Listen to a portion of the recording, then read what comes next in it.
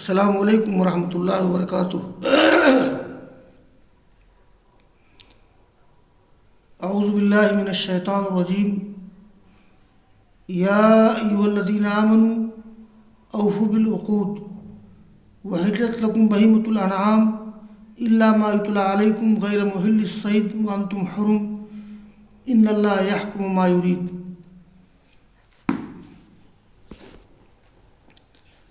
عزیز طلبہ،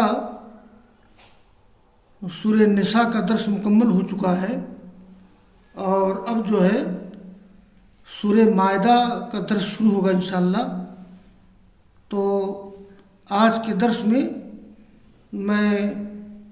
سورہ مائدہ کے تعلق سے کچھ تمہیدی اور بنیادی باتیں بتانا چاہتا ہوں۔ نمبر 1، سورہ کا نام۔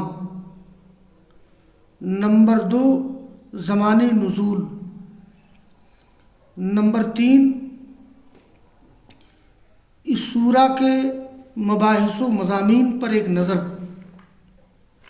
یہ چند بنیادی چیزیں میں ذکر کرنا چاہوں گا۔ تو دیکھیے، اس سورہ کا نام 15ویں رکوع کی آیت نمبر 112 سے ماخوذ ہے۔ اس سورہ میں آیت نمبر 112 میں لفظ مائدہ کا ذکر ہے۔ میں وہ آیت پڑھ دیتا ہوں۔ یہ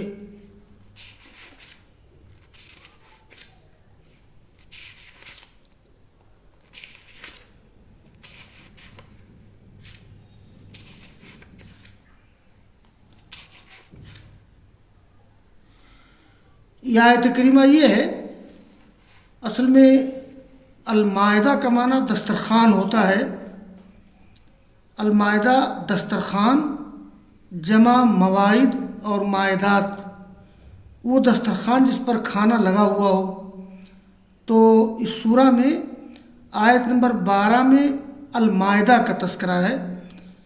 وہ عیسائیوں نے عیسیٰ علیہ السلام سے مطالبہ کیا تھا کہ اللہ تعالی ہمارے لیے بطور معجزہ آسمان سے دسترخوان نازل کر دے جس پہ کھانا لگا ہوا ہو۔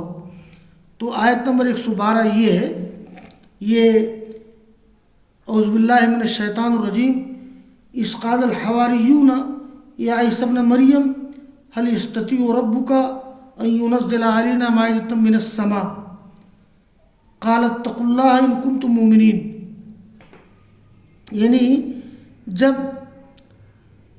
عیسیٰ علیہ السلام کے ساتھیوں نے کہا کہ اے عیسیٰ ابن مریم، کیا تمہارا رب ہم پر دسترخوان نازل کر سکتا ہے آسمان سے؟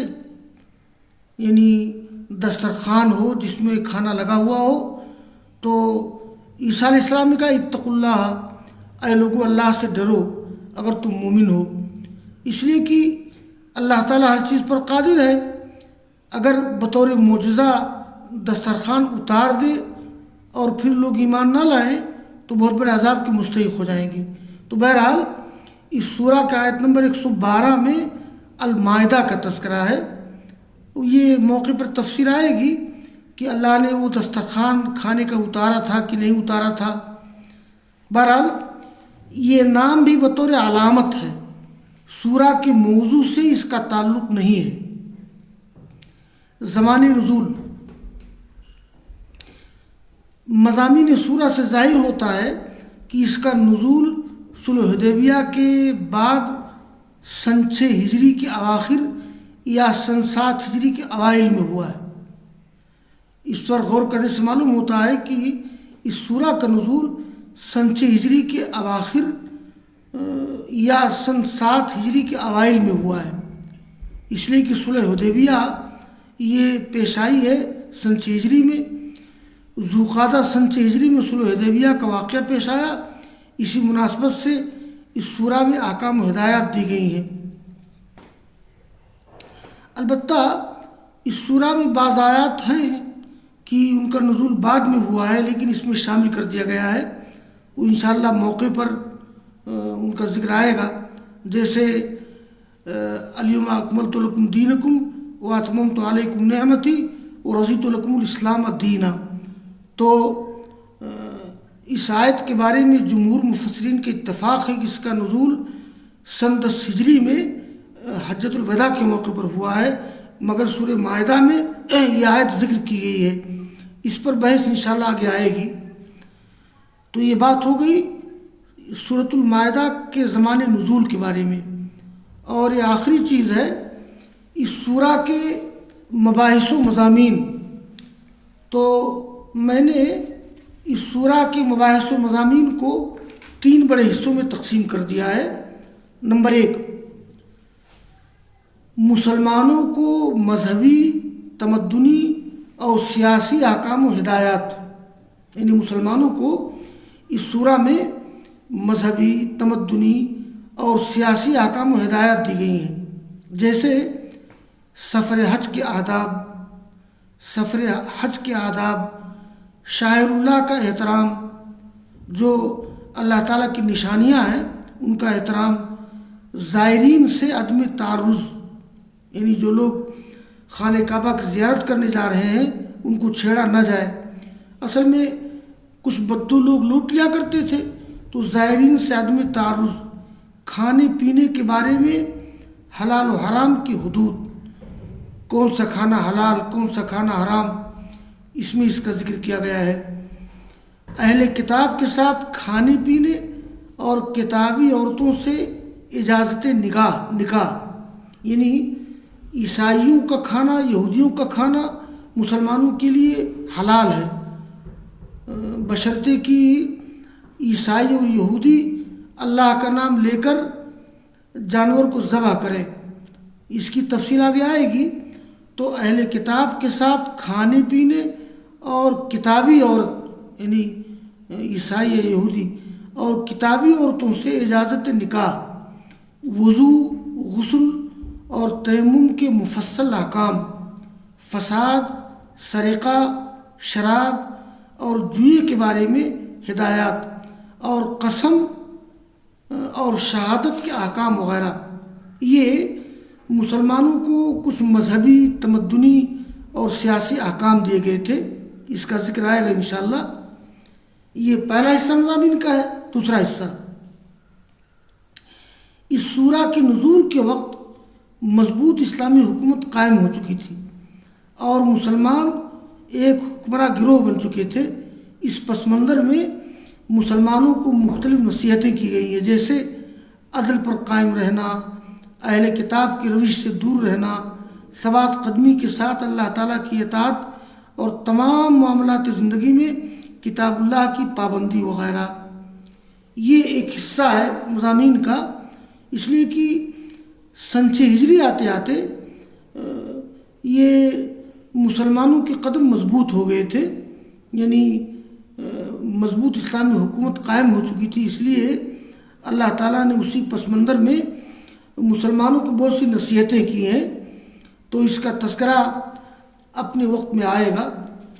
اور مضامین کا تیسرا حصہ، جس کو میں نے کئی چیزیں شامل کر دی ہیں، اس سورہ کے نزول کے وقت یہودیوں کا زور ٹوٹ چکا تھا، لیکن وہ کبھی کبھی شرارتیں کرتے رہتے تھے، اسی لیے انہیں ان کے غلط رویہ پر نصیحت کی گئی ہے اور انہیں راہ راست پر آنے کی دعوت دی گئی ہے۔